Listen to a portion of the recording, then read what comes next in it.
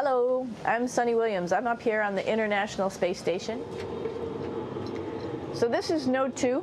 This is a really cool module. Of course, most of these modules you'll see they have 4 sides and they're put together. That way we could sort of work on a flat plane, either a wall, a floor, another wall, or the ceiling. But you know, again, all you have to do is turn yourself and your reference changes. The reason I'm bringing that up is because this is where 4 out of 6 of us sleep. And so people always ask about sleeping in space. Do you lie down? Are you in a bed? Not really, because it doesn't matter. You don't really have the sensation of lying down. You just sit in your sleeping bag. So here's one sleep station right here. I'm going in right now. You can follow me if you want. So I'm inside. It's sort of like a little phone booth, but it's pretty comfy. I've got a sleeping bag right here that we sleep in, so we don't have sort of like a little bit of a cover. We don't fly all over the place. But you know, you can sleep in any orientation. I have it sleeping, feeling like I'm standing up right now, but like you saw, I'm on the floor. But it doesn't matter if I turn over and I sleep upside down. I can't have it, I don't have any sensation in my head that tells me that I'm upside down, so it really doesn't matter. The sleep station is also like a little office. We've got a computer in here. As you can see, we've got a couple little toys. I've got some books. I've got some clothes and other things that make it sort of like home. I'm coming out. And just for reference, that's one sleep station. This one's another. Right here. There's one on the ceiling, if you want to call it, right here.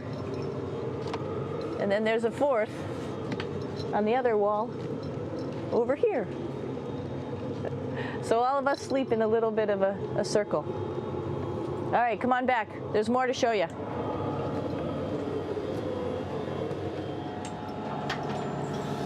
I know that there's some questions about how to use the bathroom and how do you actually live in space like normal, like at home. I mentioned real quickly about getting up in the morning and brushing your teeth and washing your face.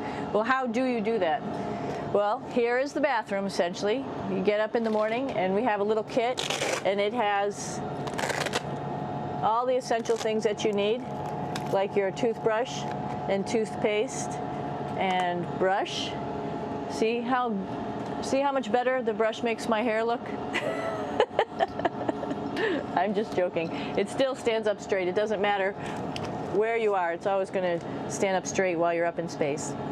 A lot of people ask about toothbrush and toothpaste. So, luckily enough, toothpaste, you can do it upside right this way, is sticky, and so it sticks to your toothbrush. No problem. Another cool thing is that water sticks to your toothbrush too. If you can see it, I'll have some water come out. The water is pretty neat up in space. It'll stick to your toothbrush and it will make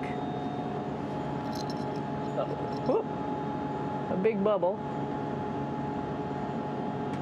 and that's just by surface tension. And then you can drink it. So a lot of people ask about what do you do with the toothpaste after you brush your teeth.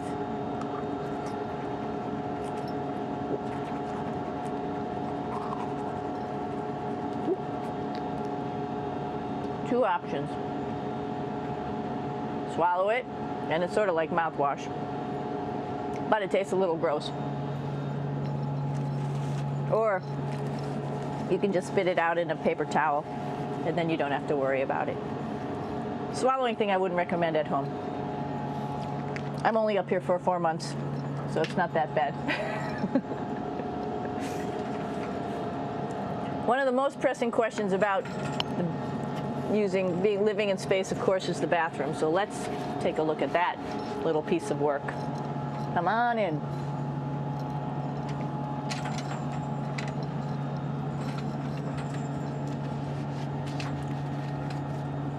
Here we are at the throne. This is awesome. You might see the little You might have noticed the little moon on the outside. This is our orbital outhouse right here.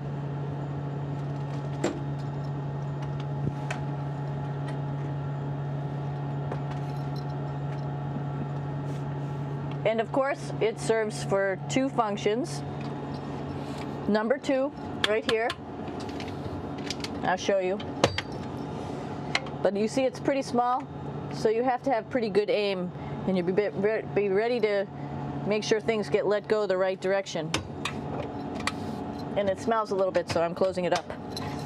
And that's of course for number 2. And this guy right here is for number 1. So they're sort of two slightly separate functions, but you can do a little, essentially both, by hanging on right here and doing number 1 and number 2. I might add it's color coded, so you really don't get it mixed up, which is nice. This is yellows for number 1. And also there's a selection of paper. People always ask about toilet paper. What do you do with toilet paper? What kind of toilet paper do you have? We have gloves, just because sometimes it does get messy. We have some Russian wipes, which are a little bit coarse if you like the coarse type of toilet paper. We have some nice tissues, which are nice and soft if you like soft toilet paper. We have Huggies, just for any cleanup. You know, we were all babies once, and this sort of helps. And then if things get really out of control, we have disinfectant wipes, just to make sure we clean up here. Because, you know, just like the water I showed you, the number 1 stuff can sort of go all over the place if you don't aim correctly. And did I mention both of these have a little bit of suction, so they should keep things going in the right direction. But like I said, sometimes things get a little out of control if you are out of control yourself flying around. So we have lots of protective stuff. And of course, you do have your privacy. There's a little door, so other people know that you're in there. Here's a pretty cool place. This is sort of like in your house where everybody meets in the morning. After you wash your face, brush your teeth, you want to find something for breakfast.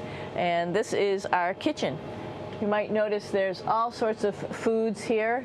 It's like opening the refrigerator. You got all your different stuff that you want to have: drinks, meats, eggs, vegetables, cereals, bread, snacks.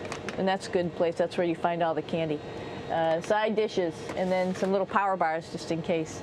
So we have all this type of food. Some of it is dehydrated, and so we have to hydrate it, fill it up with water. Some of it is already made, and then all we have to do is heat it up. So something like this, I'm pulling out barbecued beef brisket. Pretty yummy. Not only is this food made in the US, but we also have food here from Japan. We've got Russian food. As you can see, all these red containers are filled with food that's from Russia. And then we get some of our specialty stuff, some things that we like, some of our favorite stuff that your family can send up. In fact, I like fluffernutters, and so I got sent up some fluff so I could make my fluffernutter with peanut butter. So you have a lot of food up here, no problems.